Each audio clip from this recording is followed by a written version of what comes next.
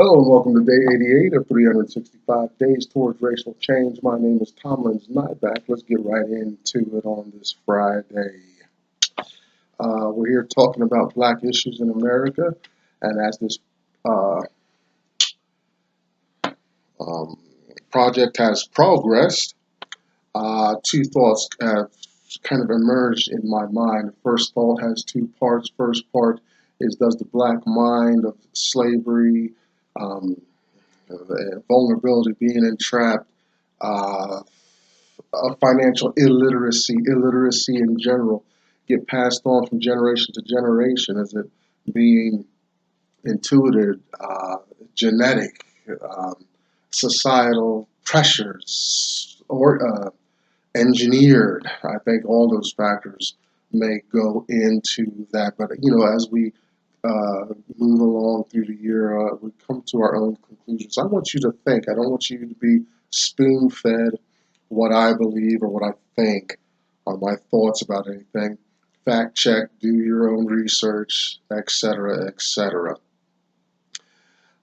Second part of that is does the white mind, privilege, entitlement, expectation of favor, get passed on from generation to generation? Boy, I tell you, in my view, I look at white people move about in the world and in America, and it's just like, you know, they don't understand poverty or how a person can be profiled in a negative light and all these things.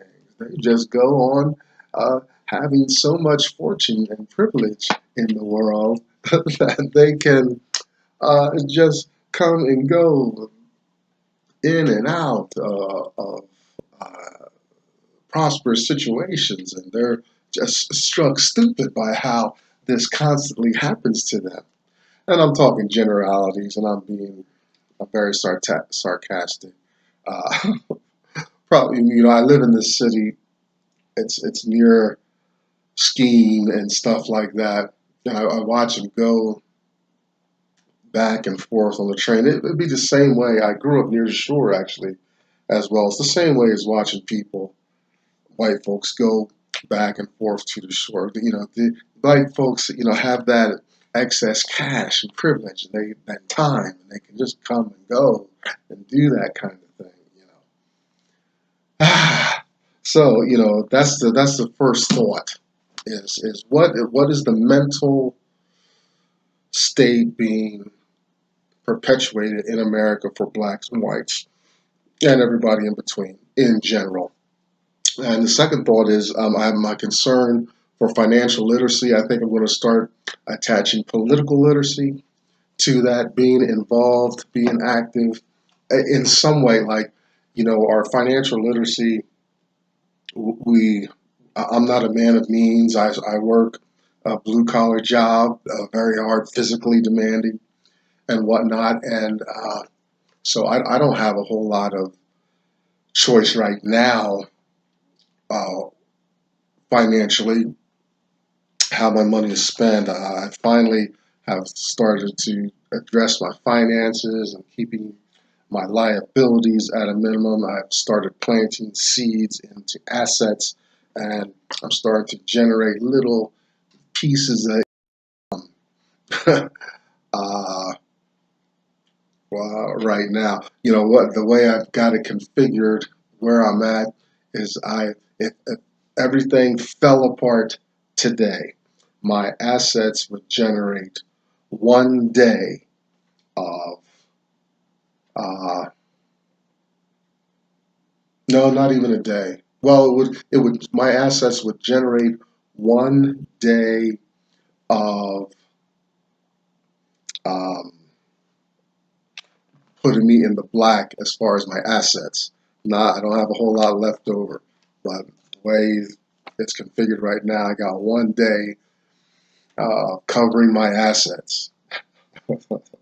That's how much my little nest egg is producing for me right now, and I'm about to do some research and focus a little more to better that position. I have some excess cash that I need to put to work. Put your money to work. Invest in assets. Don't buy stuff and whatever. Assets. And your assets are to support your lifestyle and all that. It's retirement on steroids, you know.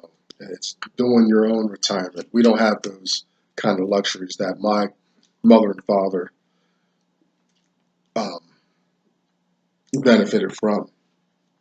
So that's it. Financial literacy, political literacy, literacy in general. If you know, if you can't read, you're at the mercy of the world. Okay, I am inspired by a man named Dr. Claude Anderson. I was introduced to his work through a person I used to work with, a mutual friend of ours, and he talks about these issues much more eloquently than I do. He's written many books. He's traveled the world. He's helped presidents get elected, been involved with American education. He knows where the needs lie for Black folks. First book I read, he's written a couple books. First book I read of his was a Black History Reader, 101 Questions You Never Thought to Ask. And we are referencing this text today. If you're following along here on the YouTube channel, we're coming out of that book, page 147, talking about some elements and issues of the Great Depression and recovery from that. Second book I read was Black Labor, White Wealth, Search for Power and Economic Justice, and his national plan to empower Black America, Powernomics. You can find Dr. Anderson here on YouTube. Is at powernomics.com, the Heritage Institute, easy guy to track down. Now, I don't know him personally, so don't ask me to connect and stuff. And then we take a fictional look of slave life in America. This whole issue, the whole problem we're dealing with here is the economic fallout that still persists from Black enslavement in America. American enslavement was slavery on steroids. It was invasive, abusive, rapistic. yeah. America did slavery to the umpteenth utmost, you know. So there's a fictional look at some of that. So we have story time every once in a while. I may need to pick up the pace. We have no real set agenda. We're just all over the map. I like that, you know, just come at you different episodes, different ways, you know, not a linear educational experience. I'm not for all that anyway. Oh, hashtag us too. Talk to black women congregating there. And let's see, Black Enough, BLAGGENUF, kind of a black Facebook. This is the Internet Information Age. You can find your community, whatever your flavor is. It is out there. You can be exposed to it. Okay, now, today we're talking in these last few moments about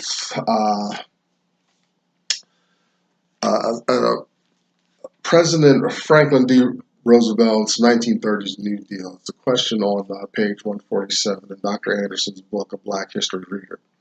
And what it is the New Deal is the recovery from the 1929 big Great Depression.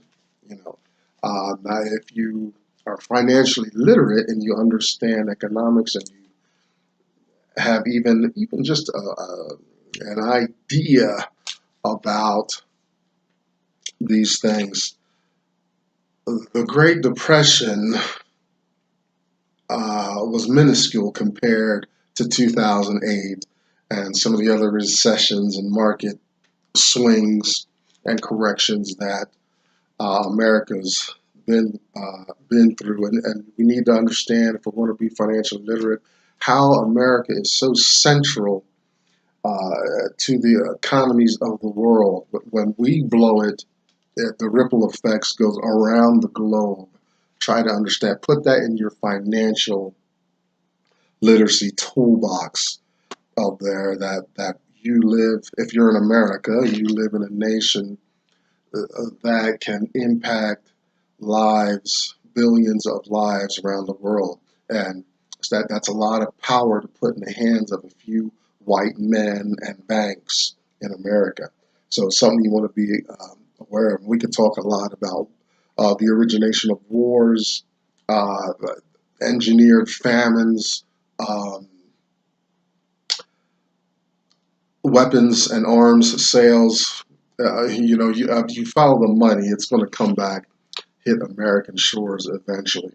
So this recovery plan, Franklin D. Roosevelt New Deal, was important. But I want to start with a story.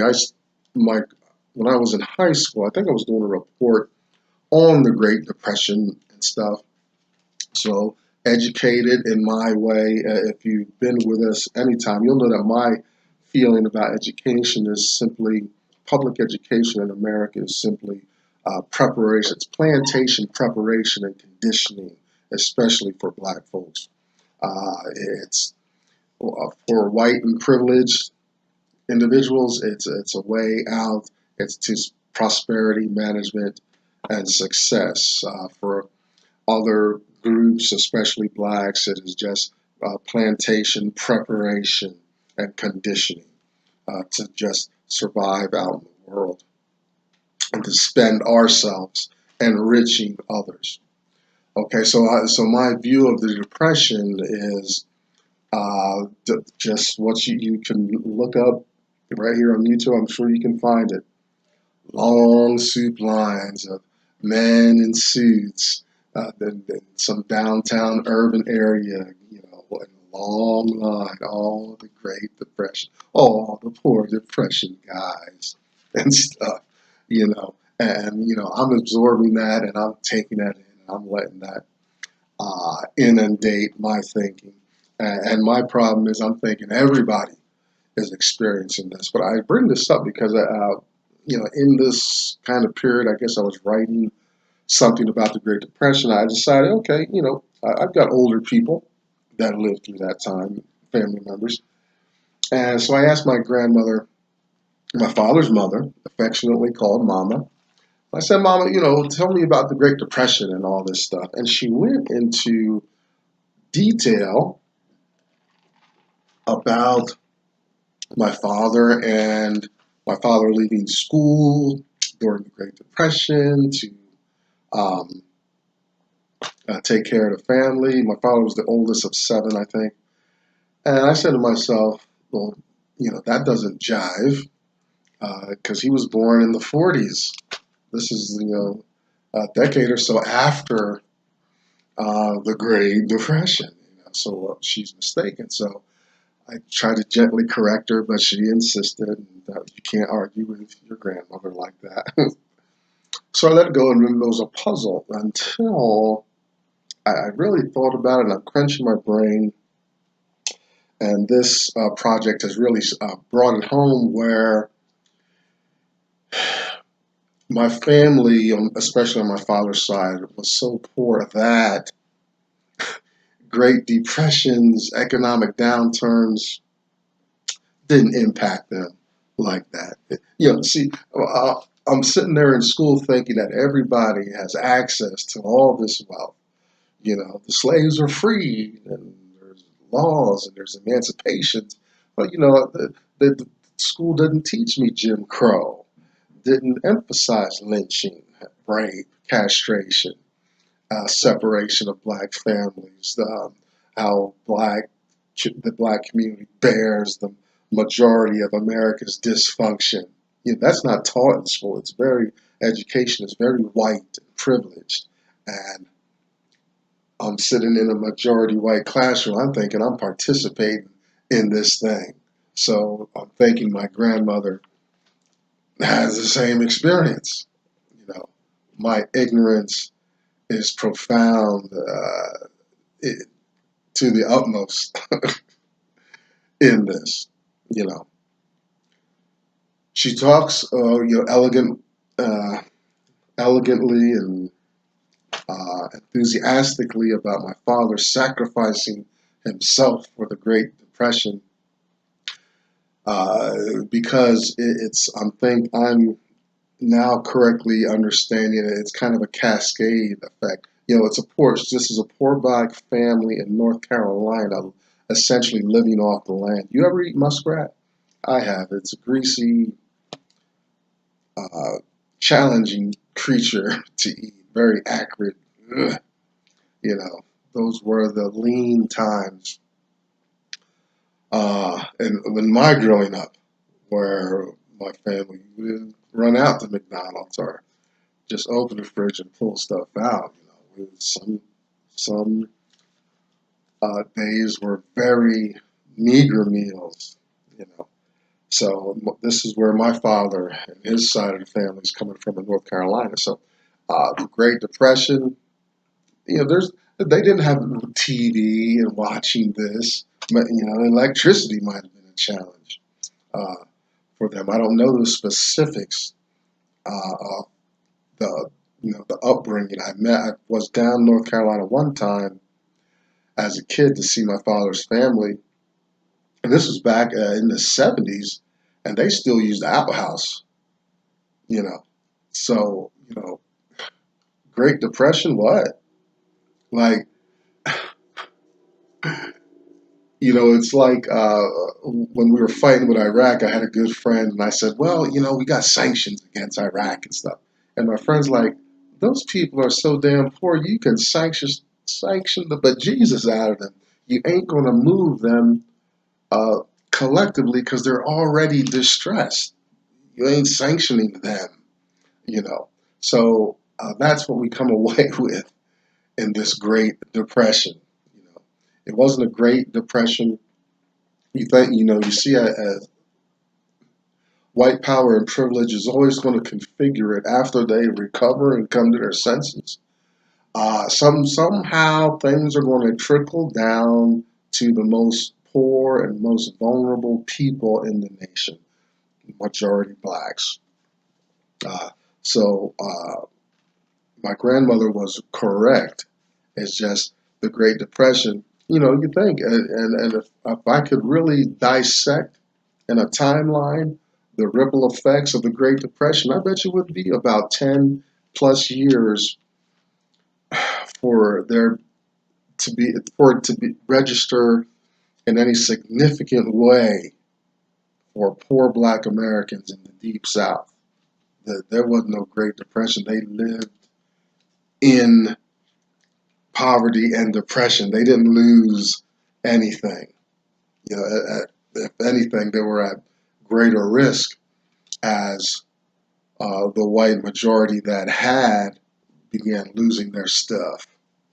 That's a better assessment of how it reached them. So now bringing this up here into Roosevelt's New Deal.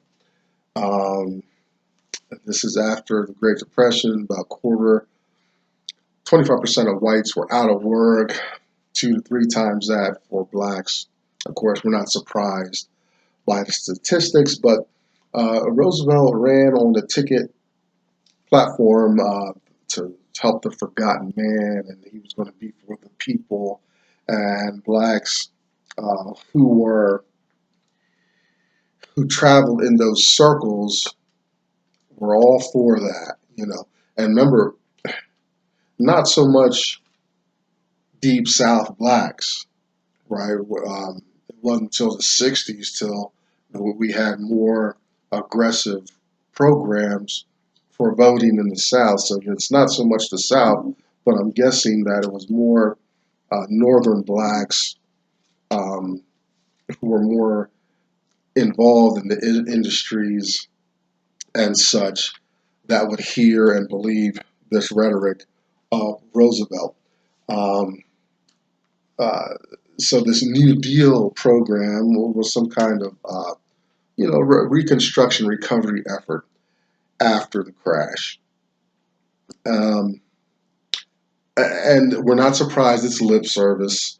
By the time it got rolled out and touched blacks in any significant way, There was the blacks only got access to low-level jobs, limited health care, and minimal welfare benefits. It's not much different going on today. You know, that's why you got to be careful. We need financial literacy to combat these things, right? My mother, very wise woman, this 2008 didn't touch her a bit. Didn't it didn't hit everybody. These kinds of recessions and financial complaints only come from people and groups that have. You know, it's disastrous to have. So don't be financially literate. Don't be top heavy with your liabilities and your expenses. And your liabilities are going to be those consistent bills, your mortgages, student loans, big ticket stuff, car notes and things like that. Your expenses is your phone and the kind of the more consistent uh, expenditures that don't carry a whole lot of interest, so to speak. You want to keep that stuff low because the way the financial markets go, I've lived long enough to see it a couple times. These periods are getting smaller and smaller and more drastic as we go on. And we can do a whole piece on the failure of currency and the challenge that we have with inflation and some interesting things about money that you need to know. But financial literacy will get you that. That's a whole nother section. We're going to get in depth to that sometime during the year.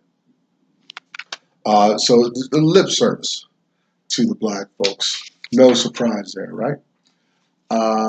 Financial literacy is what we need. So my grandmother wasn't in error, just that the times her life was so challenging that you really had to burn the farm, so to speak, to register any vulnerability or challenges to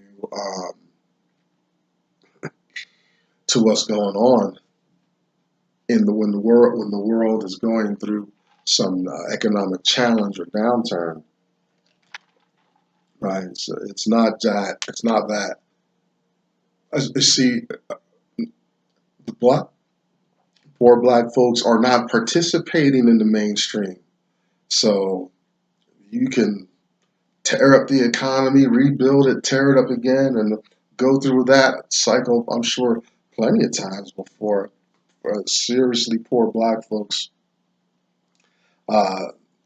even recognize something is happening. Okay, so Roosevelt gave us lip service.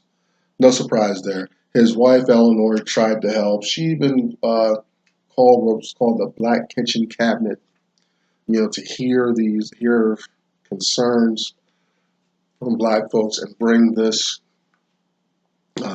issues directly to her husband, the president, advocate for us. We can't get around the advocacy of white women. I know I've said mixed things about the black movement being exclusive, even to the degree that we don't want to come along and we don't want to participate with white women and handicapped and gays and every other concerned group for black folks to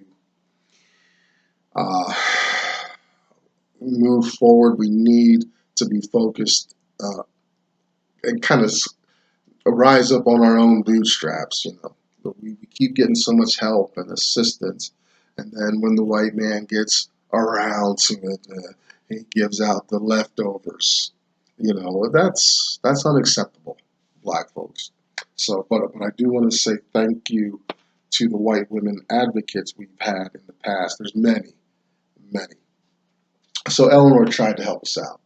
Thank you, Eleanor Roosevelt. Now, I want to go good with this quote here. Dr. Anderson says, look, white privilege is structural And whether conscious or subconscious, the socioeconomic outcomes are foreordained by race. What he's saying is that the color of our skin is a determinate factor in how and how often, how much we get access to wealth and resources. And that shouldn't be, it shouldn't, well, it obviously shouldn't be, but what I'm saying is that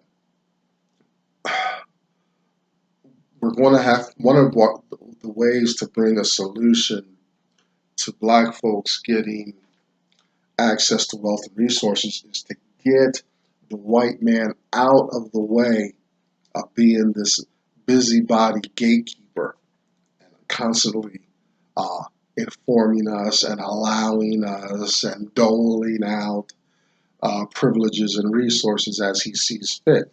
That's that's not his place and position, and I think blacks allow that too much. We see we count these political victories and these decrees that come out and all that, and I just want to say it's unacceptable to let the it's unacceptable to let the white man be in that position. I go through that at work. I had a white guy left work, came back, and he's back in position, and he's always uh, communing with the managers and whatnot. But he's out here in the shop screwing up my consistent flow and the way I've arranged things and whatnot. So I've got to have a conversation with the managers because I'm starting to get a little irritated. This guy jumped ship, and now he's come back and he's there when he wants and stuff like that, and he's all up in everything. You know, it's like, come on, people. And the thing is, I'm not a busybody. I don't care about the work, but I'm not. I don't want to be dragged around, stepped on, and all stepped over either. You know, but that's the white folks. They just are so into everything and fussing with everything. I was living in a great place, and a white woman who was friends with the white landlady and all that.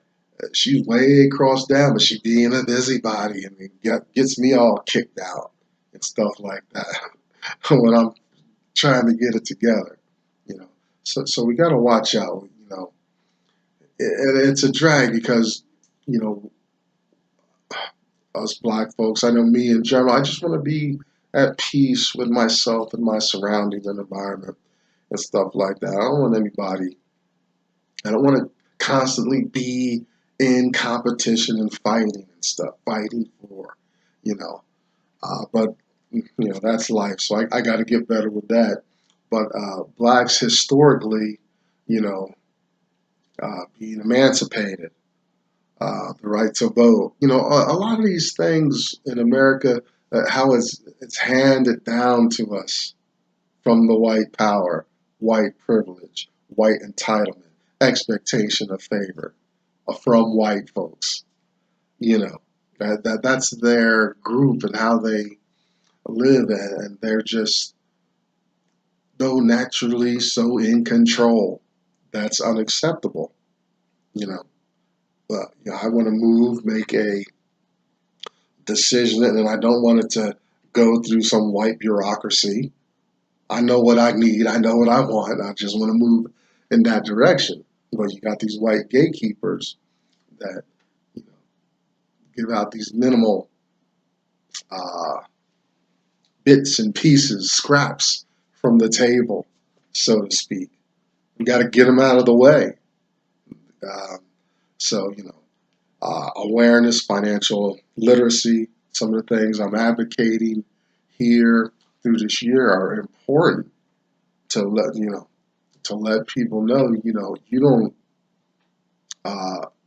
prescribe and be a gatekeeper and then come messing up my world and environment. I'm the only difference is the color of my skin. We're human beings, you know. both of us, white, black, brown, red, green for Captain Kirk. So, Roosevelt's New Deal, all that, it didn't, information about depressions and all that for poor black folks back there in the 30s and 40s, it didn't. That doesn't register. It does not compute.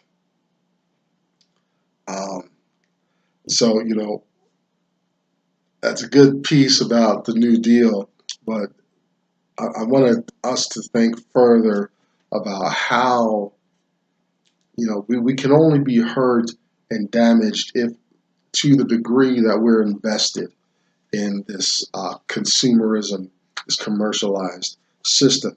If blacks would begin extracting themselves, we'd have politicians, merchants, and businesses being much more respectful about possessing our dollars and our support. But us blacks are just going on and not taking the time out to educate ourselves. We need to do more. Hey, thanks for sticking out with me. I'm over time, day 88 out of the way, 365 days towards racial change. I'm Tom Lynn's Nyback. I'll see you tomorrow.